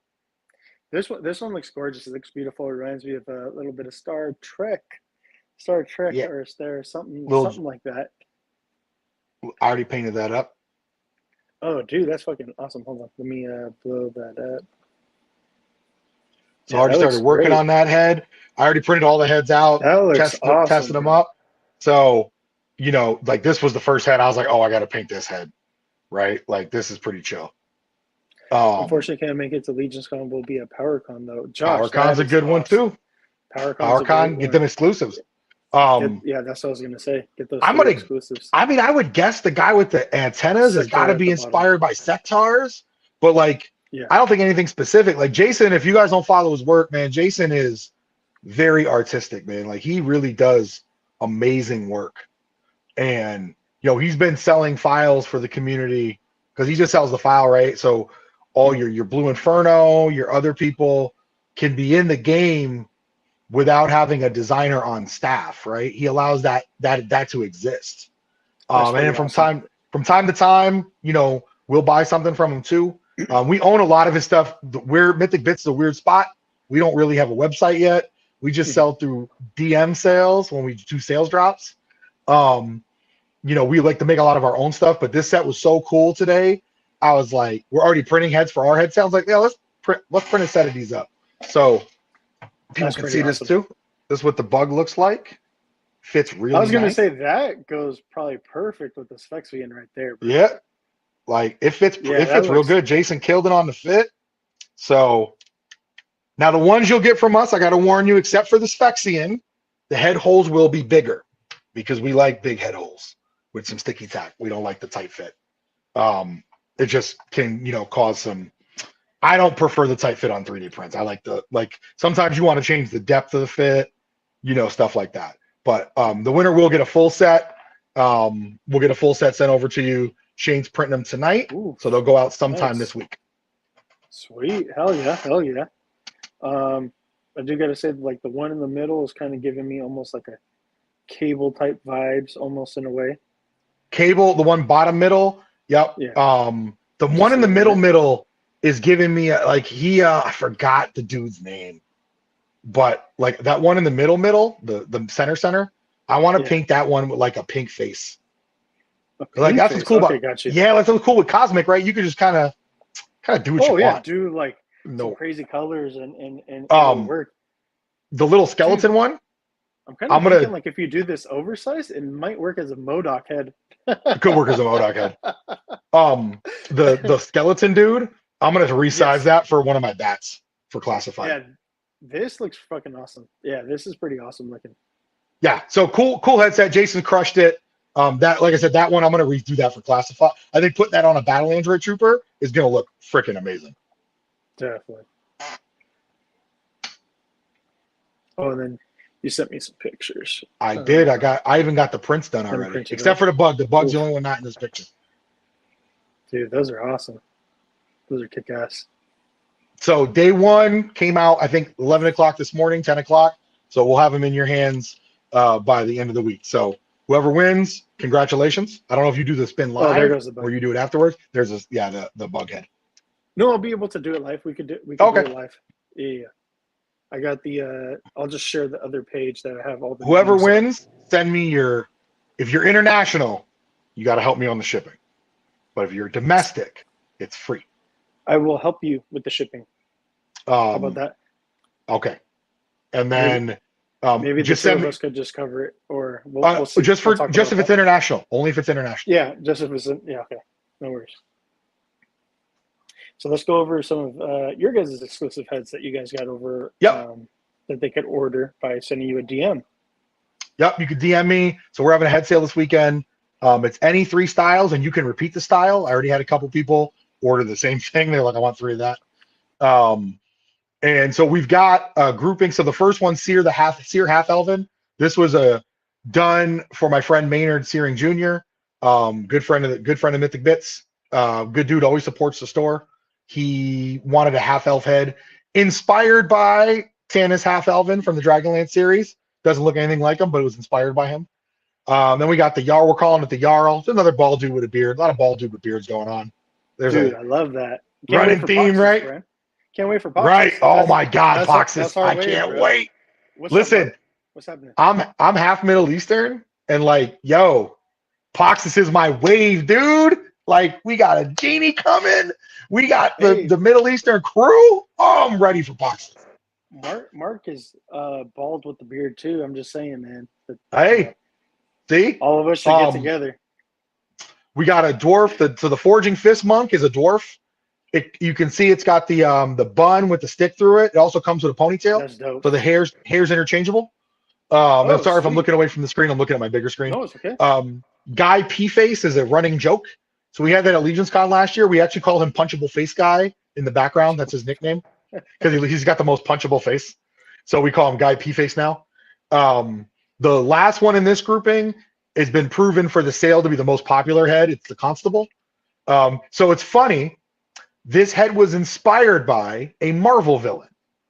But everybody who has guessed what this thing was inspired by has been wrong. I have got the dude from what's that kid's anime? The Last Airbender. He looks like a character from that without the ponytail. That's what they said. Is it what did you call it? Uncle Iroh. Yeah. So they say he looks like him. Yep, not who it's inspired by. Then I painted one, put it on our IG. Bearded. Yes, sir. Yes, sir. Bald and bearded. Somebody said it looks like a Klingon. Not inspired by a Klingon, although I could totally see how it looks like a Klingon. So no one has guessed who it's inspired by yet. So no one's really guessed that yet. So we call that the Constable. Let me see. Mark, I'm adding you to the giveaway. Art, adding you to the giveaway. Try to win your guys some free heads there. So there goes the first half, folks. And here goes the second half. Second grouping is our helmet edition. So we've got the Sanguine Gladiatorius, which is basically, I just wanted a vampire knight helmet. That's a sweet ass fucking helmet. I love that. So it's like aggressive, and then like you can barely see it because I took a crappy picture. The engraving that's on the side of the plume or the mohawk, those are bats. So we did bats on that, and then that top piece is an actual snake. Oh shit, dope. So right at the top of the head. Yeah, went way overboard with the whole vampire theme. It's really aggressive. Dope, it's fun to paint. I love it. Next to it is our newest head. And by the way, all of these except for like one were done by Tiago Conti, our sculptor. I would be remiss if I didn't give Tiago a shout out down in Brazil. Hope he's partying right now. The Templar Acolyte is our newest head. I wanted something for the Templars, but like a generic kind of where you couldn't see the whole face, but you could see the eyes. So the Templar Acolyte was out of our brain. The Heaven's Guard, obviously Templar based. You can get a theme going right here, right? I love. I'm just gonna say right here, these are my two favorites right here: the Heaven's Guard and Dawn's Revenge. I really do enjoy those two. So it's funny; those were at Legion's Con last year. Were they? Yeah. So we had a snafu where we had some. I'm gonna call them B+ prints before Legion's Con. Like we were scrambling, right? We first Legion's Con, and so what we did was we took these heads because they didn't pass quite our like sell it for full price test. So we threw them in our extras bin and sold them super cheap. Like it was like boom, boom, boom. So we brought them back. Now we're getting A+ prints out of them. They were a little sized a little incorrectly last year. Much better. The Dawn's Revenge. These are fun to paint because you could do as much as you want or as little as you want. Right. And then the last one, once I saw the Monkey King, I knew I had to have a Guardian Lion. Yeah. And I was like, damn, I want a helmet. So this is supposed to be a helmet, right? Not an actual lion. Guardian Lion head based on that Foo Dog sculpture that you floats around. The Foo Dog head. Yeah, Tiago knocked this out of the park. I think it's really cool looking as a helmet. So whoever wins the spin for these gets all 10. We'll show up at your house. Sheesh. It will teleport to your house. That is dope, dude. That is fucking dope. The one thing I was going to say with these two, the reason why I kind of like them, I don't know why, man. The Dawn's Revenge is kind of giving me almost like a medieval Spawn type of vibe. Okay. And then the Heaven's Guard is kind of giving me a Redeemer type of vibe. Who's also a Spawn villain. If I remember, the Heaven's Guard, Tiago was inspired by a Star Wars picture he found. Really? What the fuck? Some kind of Star Wars character. It was like a fan art Star Wars thing. And like that inspired him. I agree. And we went back and forth for months. That little piece on the bottom, those two little points with the gap, was a month and a half of going back and forth to figure that out. Do we leave Oh, I it can see one how piece? this. Do we I can see split how it? this could kind of be like a type of Mandalorian too, even because rather It, than it its classic I'm tea, pretty. I think added. it was a Sith. I think it was some kind of like Oh Darth shit! Pelagius. It was like inspired by some Pelagius fan art he found somewhere, and he Hmm. was like, "Yo, I want to." So he did it, and I saw, and then this is, by the way, by the time we get to this, so people don't look behind the curtain. All of these, except maybe the Acolyte, Hmm. probably went through 20 revisions of me and him Oh going back and shit! forth. Move this, change this, do this different, try this, do this, let's do this. How about this? And then, Portiago, I put him through the ringer. But that was kind of the three, even the Vampire. We had the Vampire Legion Con last year. I brought like three because that's all I had printed out before Legion's Con. So this was our chance. We don't really do heads. If anyone's bought from Mythic Bits before, we did the dwarf beards and then some other beards and some little stuff. Yeah, We don't really definitely. do heads, but we've got this inventory built up Mhm. of heads that we've never sold. And, it was always a running joke, like, when are you going to sell heads? So we were like, all right, this weekend, we're printing them for Legion's Con anyway. Let's sell some heads. Yeah, dope, dude. Fuck yeah, that's awesome. So hop on it if you want to just repeat what's the sale going on right now for you guys. Yeah. So what we got going on, we got a few sets left. So this set of 10 is $65 shipped continental US. Or I feel from like that's that a great group, deal, by the way. it is a great deal. If you know head sculpt prices, and you're not, listen, we're not sacrificing quality. We have great print quality. We print with new printers. We print with in 6 or 8K, right? That's our machines. So we're not cutting corners or anything. We went and invested in really large machines so we can print 40 heads at a time, right? So it saves us time and effort. Or you could buy any 3 heads you want for $25 shipped. Also a really good deal. Great. Anyone who spends Honestly, 50, anything sorry, cheaper than $10, that's an amazing steal.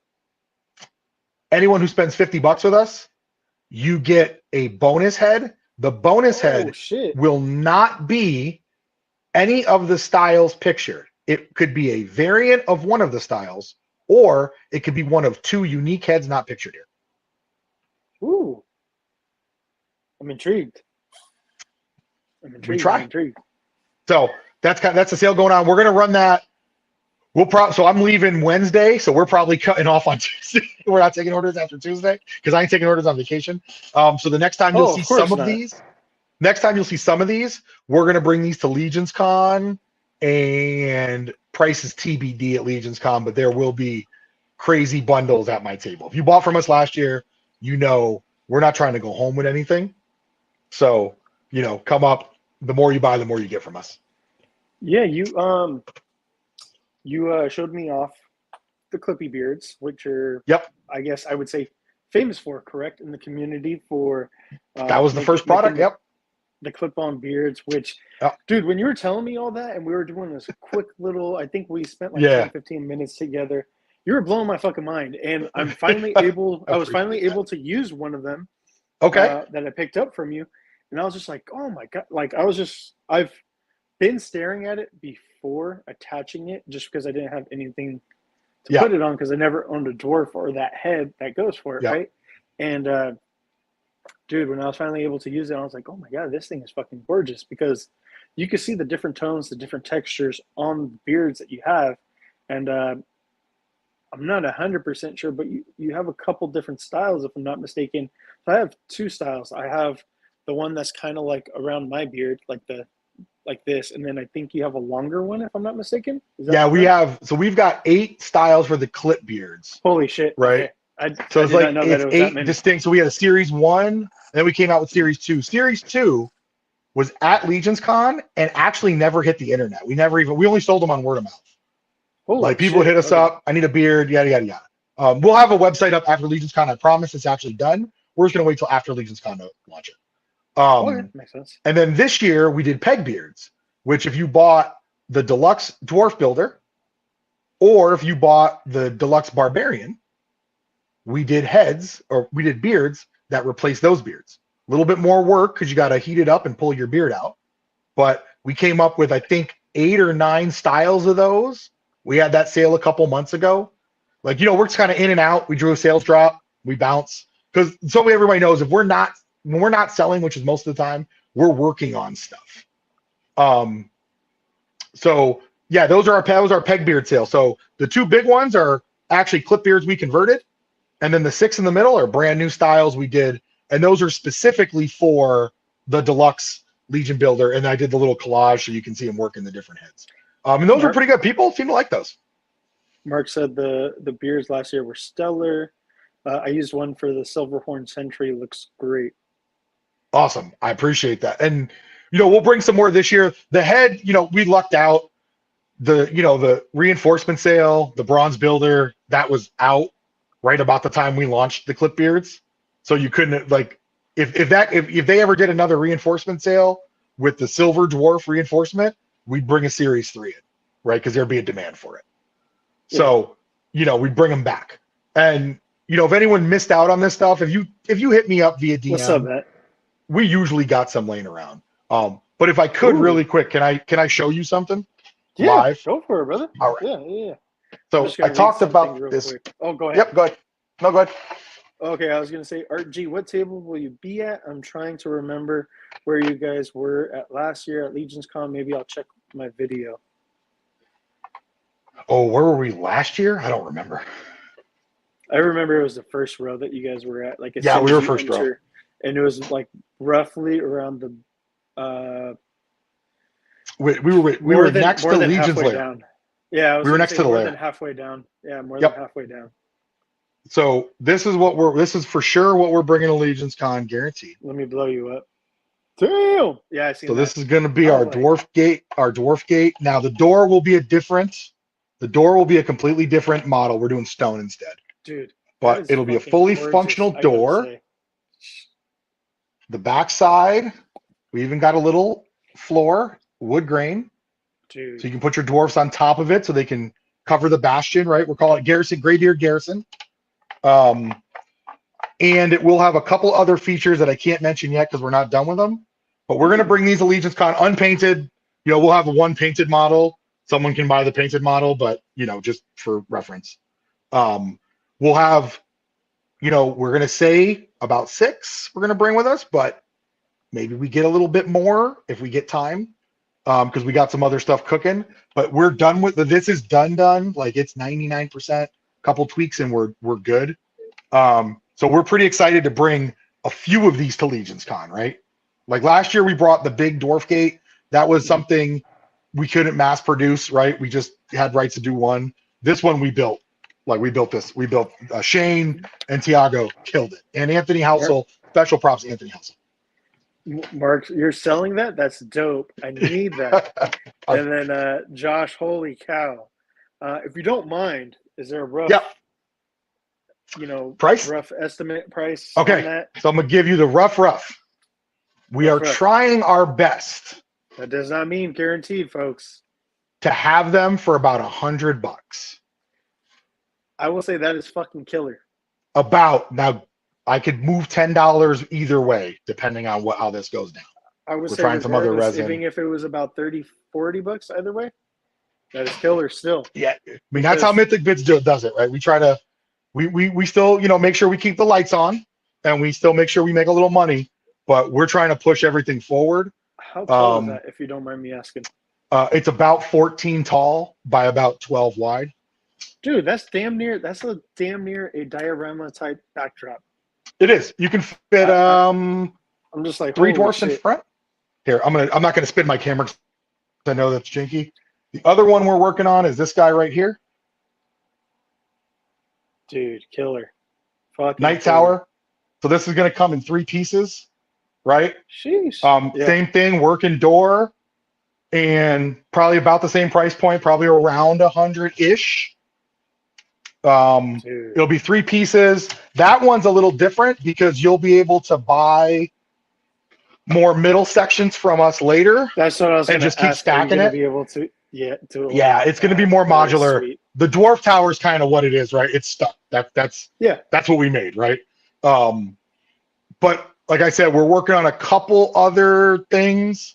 with that'll incorporate in those, plus one more tower that we're excited. If Shane can pull off what's in my brain, I think we'll have something pretty special to share with everybody.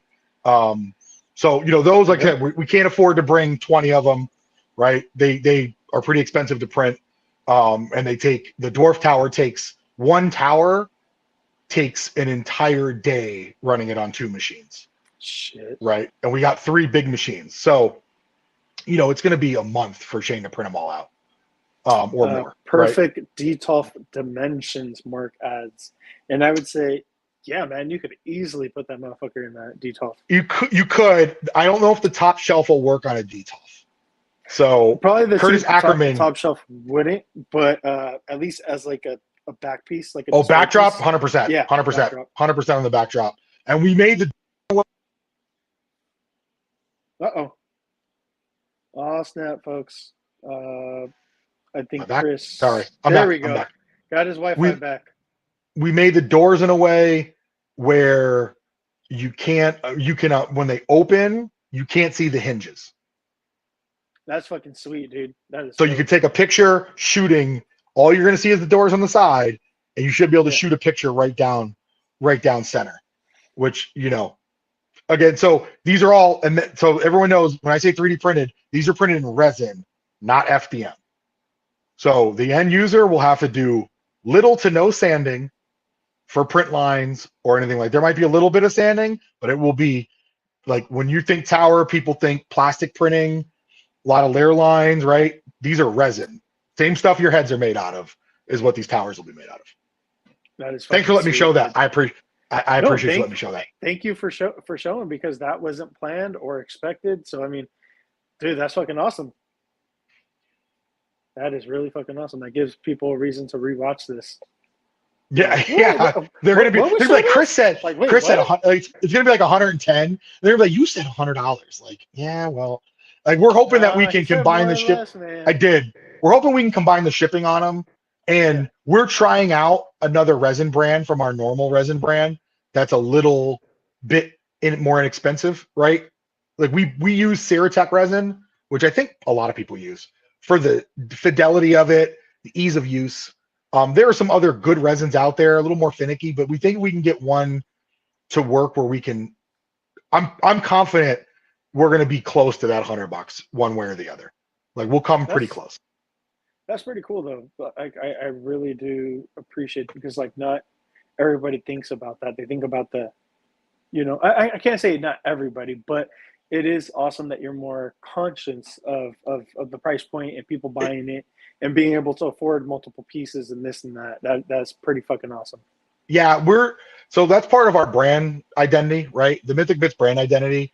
We want 100%, Mark. He said, "Thank you for letting me know I need to bring at least another $100." Yeah, so that's for sure, dude. So here's the thing too. Once we sell, if we sell out, I don't even know if we're gonna sell out, but I think 6. We could probably sell 6 at Legion's Con. We're gonna start taking orders from them after that, and then it'll be whatever the price was at Legion's Con plus shipping, right? So, which is solid. We're not gonna really go crazy. Like we know we think we know what we're doing. I'm not gonna say we do. Also, here's what sucks. I had another surprise tonight. It's sitting in the post office locally because it didn't make it in time. Damn. So we printed up a cosmic backdrop. That'll be not $100. So basically, it's a giant square almost. So picture like a picture frame, but it's got all 3D sculpting on it that you can use as a backdrop. Like 10 inches tall by 11 inches across, only 1.5 inches deep, but like a fake wall that's got 3D dimensions on it. We're testing those out. That'll be at my house tomorrow. Dude, that's pretty dope. So we're trying to create a cosmic dio, something modular, where you put 2 walls, a side, some corners. We're working that out right now. We hope to have some of that there because those are easier for us to print. Yeah, Mark you'll definitely sell out. If you bring a dozen, I bet the house on it. Yeah, the thing is, right? I could bring a dozen of one, or I could bring 6 of 3 different ones. And the third one we have that until we have it close, I don't even know if I'm gonna show it off before Legion's Con. The concept of it, if we pull it off, I am confident that people will absolutely love it. Like, I'm very confident if we pull it off. Again, we may screw it up and say it's not going to work, right? Now, these things, you're not going to be able to drop these things, Obviously, right? yeah. It's not one of those, like, people have already asked, can you put it in impact resin? I'm like, I could. No one's going to like the price, though, right? Impact resin's hard to work with. Like, no one's going to like the price, man. Like, no one's going to like the price, right? Like, I'm going to be putting it out at $300. And I don't want to sell it for, that's the thing. For I was me, gonna say like probably around at least 250. yeah, like for me, I want that's right. my thing. The way me and Shane think, we want.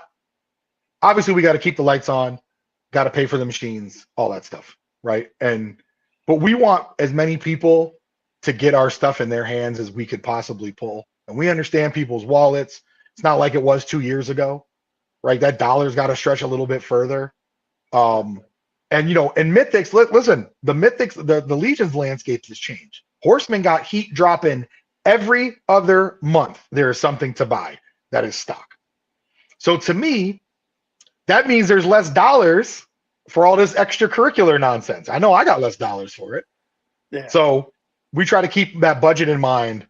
So people, that's why we're doing dioramas too, right? I think people doing heads, listen, I thought our heads were pretty good. I don't think they're anything overly special comparatively. Like, everyone's got great heads. Like, I can go on to Wolf King Customs right now and buy killer heads, just bam, bam, bam. Emil is like an OG sculpting god, right? Dude kills it. You can go to 10 other, like, everyone does heads. And honestly, this community does that better than any community on the internet, right? Oh, that's facts. Way by far. Than any other, yeah. Like, I'll forget people, but Planetary, Toy Forge, I think Anthony Housel does a little bit of heads, but he really is like the one person doing weapons and unique stuff. Like, I work with Housel a lot. We collab a lot just for ideas. He really puts his soul in everything he makes, right? Wolf King, again, killer on the heads. Like, they got some really good stuff. And then you got, Inferno, and you got a bunch of other Dust Till Dawn, and Noble Bear Customs. Like, everyone's putting out heat. Oh, that's so every time. Sure. Yeah. So we were like, all right, what is no one doing? Or very few. Well, dioramas. Why doesn't anyone do dioramas? Let's be honest. One print fail and you're out $30. That print fails, you're out $30 in resin. It's a wrap. So that sucks. Yeah. Whereas like a head, heads are $1, $2. You fail a head, it is what it is. So we wanted to do something different, and everything we do, so everyone knows everything we do. I said this before, but it's something I want for my collection. It's something like, damn, it would be cool if I had a dwarf tower that would work indoors. Man.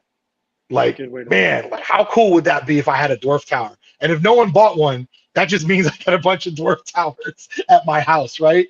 Like, that's how I look at it. So, we're conscious of the customer's cost, and we love making fun stuff, right?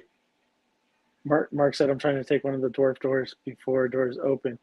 I mean, on setup night, bro, you need to get your ass up over there. Setup night last night, vendor to vendor last night, last time was nuts, dude. Like, I was out of, I heard and I seen.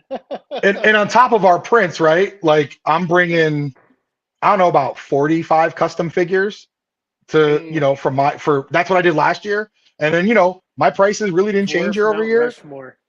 That'd be crazy. I'm doing like, my customs will be anywhere from 80 to 120. That'll be about the range of my customs. So by the way, anyone that was looking, all those Templars you saw on there, those are all coming to Legion's Con. Those are all. Oh shit! Wow. I'm working Autumn Dark. Yeah, it was a Dark Templar project. A local homie of mine, Will Cologne. I traded a HasLab Sentinel, and he just gave me like, I don't know, 20 something Dark Templars. It was nuts. Damn. Like, we made a big trade because he does local toy shows, and you could sell Dark Templar by Dark Templar, or you could sell one HasLab Sentinel and make a bunch of money, right? So we swapped out. He blessed me, and man, I was like, damn, what am I gonna do with all these? So I just started painting them crazy colors. So that'll be our table at Legion's Con, and with us again will be Giovanni Blyden, and his amazing customs. If y'all didn't see his stuff last year, you got to Gio stop and had a see his customs. Crazy, crazy dude. setup last year. Loved his Crazy. stuff. I'm mad I wasn't able to purchase anything last year. It was on me for slacking on it, but Dude, he was, yeah, man. bro. Like, I got a couple of his figures. Anything for purchase, yeah, if he has anything for purchase, I'm gonna pick up at least a head or possibly a custom figure. I'll see. I'm trying, anyone that has watched this feed, hit that man up on the Cabal, telling him to paint some heads. I told him, I'm like, just paint a bunch of heads for Legion's Con. People would just love to have some heads from you, dude. Hell yeah, dude. The Orcs one that he did last year, dude, those were fucking gorgeous. Fire. He's such a good painter. I've got a few of his things, and I know Ryan Zarek got his Shogun. Yeah. Yo, that's that. Kiss my Converse, sucker. Dude. that, and here, us talking about it right now, you can see the way we talk. It's a family thing. Vendor night is awesome. Everyone's setting up, checking out each other's tables, dapping everybody up. Going to be a lot of vendors this year, so we're going to have to make the marathon around. If you got a partner at your table, right? Well, it's just basically all the guys that do the podcast together. So like me, and then Dope Toys NY, Mark. Okay. He's doing 3D stuff, and he's doing a Dio and stuff like that. He's always basically been a member of the podcast. He's basically not on weekly, but he's like an honorary member. Comes on for this, comes on for that. One of our original listeners from like when we started the show like 5 years ago. That's awesome.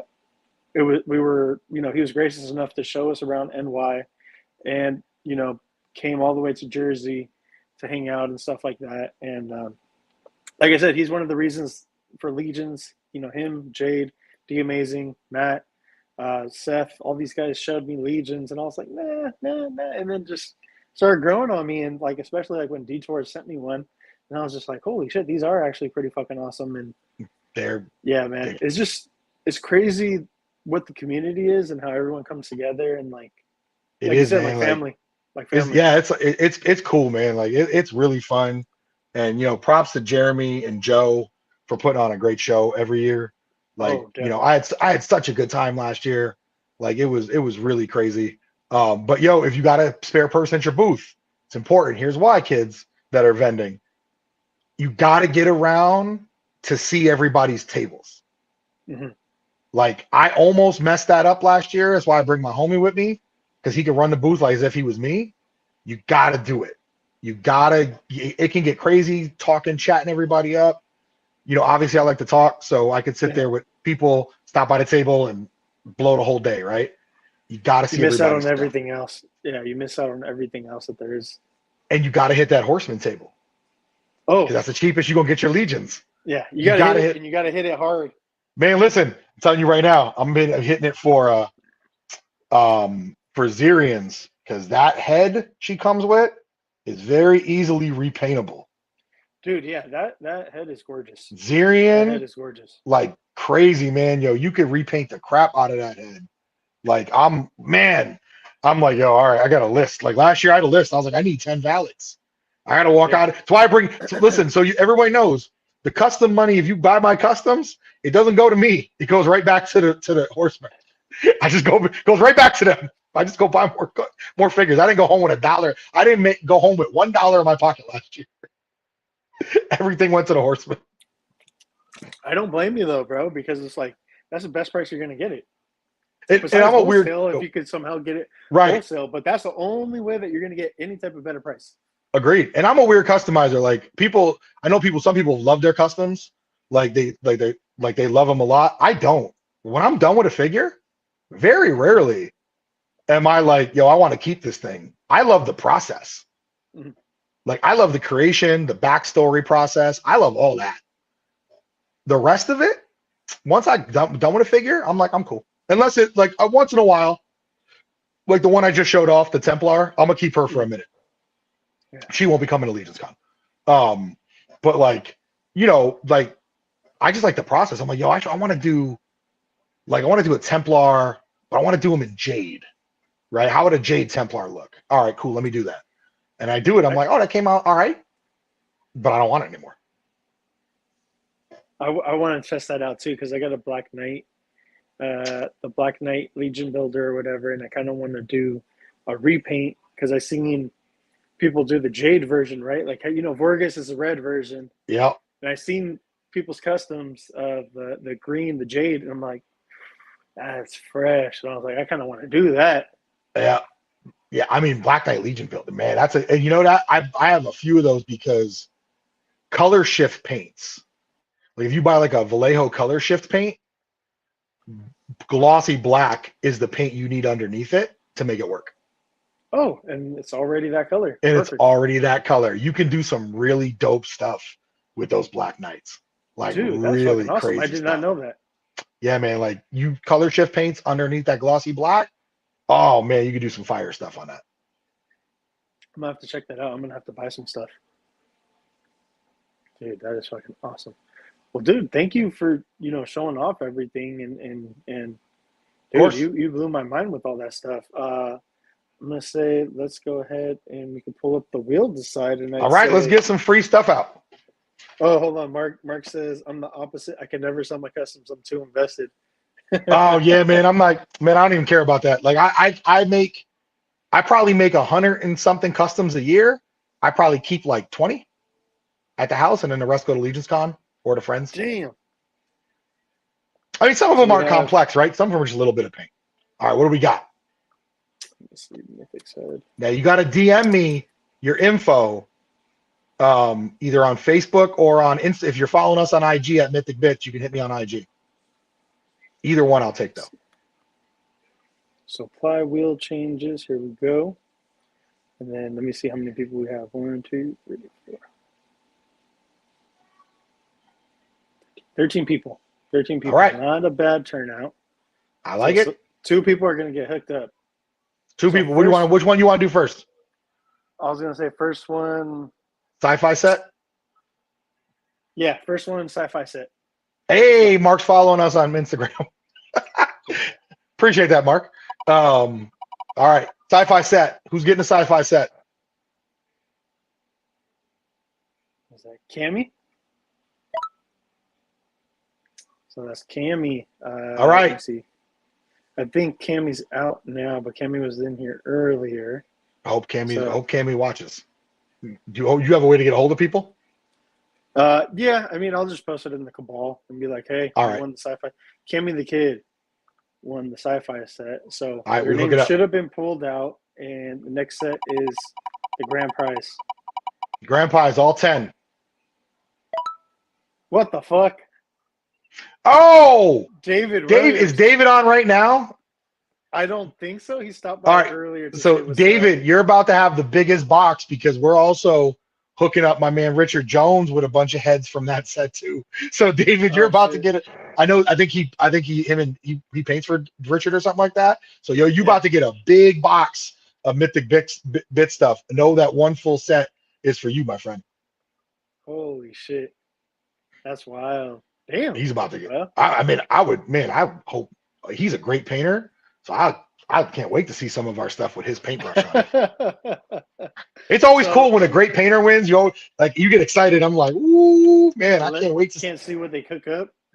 Man, like I traded with Dennis Derby earlier this year some stuff, and I gave him some heads, and he painted them and showed them. I was like, damn. I was like, that's nice. Dude, that's awesome. That's fucking dope. Well, go ahead and plug yourself again, Kris, and just let them know where they could keep up with you. And if you want to plug everybody else and let them know where they could follow the team. Yeah. So really, you want to get at us at Mythic Bits on Instagram. We post 90% of our stuff on IG because really everyone following us really wants to everyone that follows us, right? It's a curated cycle. So that's the best way to stay up with us. It's getting tougher with the algorithm on the Facebook groups, trying to get posts that gain traction. So if you want to know what we got coming out, about a sale we got coming out, you definitely want to follow us on IG, and we really appreciate that. For me and my customs, it's at Krone Comics, KroneKomics, Krone Comics, 2 Ks. But really, if you just follow Mythic Bits, it is me posting 99.78% of the time. So If you need so the other thing we don't talk about, we do commission work. So like if you have a project you need, Shane does a lot. I wouldn't say we. Shane does commission. He does some stuff in the GI Joe community. I know he was doing backpacks for people for a while. Yeah, he was trying to recreating those vintage backpacks for people at classified scale. Really? I think he was working on a Dragonfly until HasLab came out. But if you've got a file that you own and you need us to print it, just be in your printer place without edits or anything, we can do that for you. Like I said, we have 3 large format machines that'll print up to about 10.5 inches tall, about 10 inches wide, 7 inches deep. So we could print some cool stuff. Yeah, we could print some pretty, like that dwarf gate's only 2 pieces, right? Like it only prints in 2 pieces. So I would say get at us post Legions Con. We'll be really free. Like we're always free post Legions Con. And then after Legions Con, a couple days after we get back, Shane will press go and the Mythic Bits website will be live. And so, I'll send that out to everybody on our IG and you'll be able to buy from us whenever you want. That's the biggest complaint we got. We don't have a website. And I'm like, well, we don't have a website because if Shane is printing and shipping, we're not designing anything. Right. So that's the push and pull. I like to design stuff. But next year we do a lot more selling and printing. And we think we got a pretty good product lineup now. We're comfortable. Dude, that's going to be awesome with, all of this going on, the heads. I'm juiced for these dios, man. I'm hoping. Holy crap. Every dollar we made from the sale this weekend, all that's doing is paying resin for those dios. Yeah. Like that's all. Like I am hoping that people love these things as much as when I got that dwarf gate at my house and I opened the box, like I was choked up. I was like, oh my God, I can't believe this thing is actually real. Dude, no lie. I definitely want to get one, man. And I think I'm going to be right there with Mark trying to get one on fucking setup night, dude. Like, I'm just like, now just wait, hold on now, wait. Cause it depends on what you're into. We got a couple more things coming out, couple more things, but I'm getting something. You got to keep my pocket's gonna fucking. I'm definitely leaving with something. And just so people don't think we leaving them out, last plug, we're gonna be selling things like this too. So we're gonna have little single figure stands there. If you got a cool custom class, we need someone to do that. What up, Jade? Oh, hold on. What is that? So there's a little single figure stand, right? You pop one figure on it. So like I gotta hold it up. So please forgive me, but hold it up, put your favorite custom on it. We got a couple styles of this we're working on, so we'll bring like 3 or 4 styles. That's pretty One of them may or may not be able to use the Mythic Legion shields on it, so you could show your favorite faction without me having to violate any copyright laws. So we're gonna have some stuff, and those are gonna be like those are gonna be like $20, right? Hand us a 20 spot, walk out with a figure stand. So we're going to try to keep that, like we're trying to have the diorama stuff for every price point, right? That's the kind of the plan. And those are cooked. Remember that, Jade. Jade, I bought a maroon dwarf from with the red beard from Kris. I love that. I remember that. I love that. Yeah, man. Like, and I got dwarves coming. All right, Josh. See you. Hold on. Jade. In a million years. You were a fan last year. If you were a fan last year, we were bringing. I know it's a little dark over here, but can you see anything? Holy shit. The female dwarfs. Yeah. All that's coming. These are all the Legions Con. These are all coming to Legions Con this year. All of it. Jade, you're gonna have to go back probably about like 20 minutes, but shut off some dios, dude. Oh yeah, if you like dwarves, you gotta go back. You're gonna have to cop. You gotta go back. A dwarf gate. It's fucking amazing. Fucking amazing. Yeah. Oh, you know what, Jade? Since you're 14 inches tall, 12 inches wide. Hold on. Since Jade's on and I got it right next to me. Nah, fuck Jade. We'll do it one more time. Because you bought for me last year, so I'm humbled by that. Jade, check that shit out, bro. Mark, dwarf titties. So those are chest plates. Those go on the swappable plates. Yes. We did those. Oh yeah, I forgot to say we did those. We did those earlier in the year. We did boot plates. I forgot about that. I forgot. So there you go, Jade Jade. put up the oh my god. So Jay, we're gonna try and keep that around 100. That's the goal. Is Dude, somewhere in that's that fucking awesome. $100 range. And yes, you can Uh, put doors on top. yo, what's up with that Ghost Rider shirt though? Need one. We talked about it at the beginning. Oh Uh, yeah, vintage.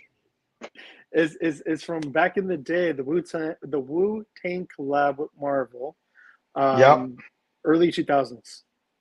So yep, that shirt is probably yep, about 20 years old now at this point. yep. But almost 25. Shit, that's insane. That's Uh, crazy, right? J- Like it's Jade, I was telling Chris here because you now you, me, and Mark all want some of the Dio stuff. So there's we might that. bring a couple more. There's some Templar stuff and possibly more, possibly a Cosmics one as well. Or I think Yep, it's pretty safe to say that there's going to be a Cosmic ones. yep. Um, hoping it was a boot. A boot. I'm hoping it was a boot. What was a boot? I'm sorry. You Let want us me to know, sell the boot? Andy's. But yeah, dude, like fucking, it's insane with the dios, the beards, the Yeah, the heads. table. That's We fucking awesome. we're trying to light it up. I mean, we're hoping that people, like I said, we're hoping people will like it, and we're hoping that they'll come by and just say what's up. Even if listen, I know I spent a lot of time saying come buy stuff from us, yada yada. Honestly, the best time I had last year was just talking to everybody and just shooting the shit. That was like, for me, that's a good weekend. I could talk about Absolutely. toys and nerd stuff all weekend. Oh, Oh, Andy bootleg shirt. said No, no, no, bootleg no. This shirt. is No. not. No, no, no. Hold on.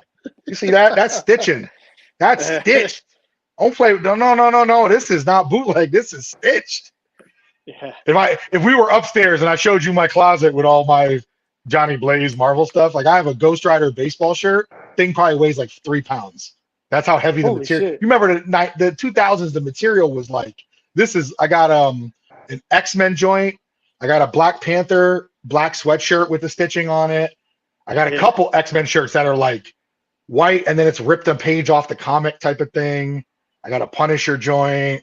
Yeah, because all those So things were like heavily embroidered and stuff like that, right? crazy embroidery, yo, because yeah, the Yeah. embroidering it's all embroidered. Like They used it's like all a whole and it's entire spool just for like the letters. dude, like the look, check it out. This like the stitching, like just like the little stitching right there. That's all Yeah. embroidered.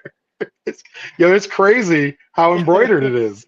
Like it's Yeah. crazy. So nah, no bootleg. I mean, I'm not opposed to bootleg. I just this happens to not be bootleg. Yeah. Okay, gotcha. Yeah. Yeah, I'm not opposed to bootleg. I wish they would make these out, but they got to Be be cheaper. stitched. Listen, I bought a jersey or two from a not legitimate place that was a stitch football jersey. I got a couple I Niners think we've all jerseys. done that. I think we've all done that in our I got life. a black and gold Kittle jersey that I love. That was definitely, like probably like $35, but it's all stitched, so I'm good. Oh shit. Oh man. Well, make sure to follow the team over at Mythic Bits, people, and we'll Yep. see you over at Legions Con.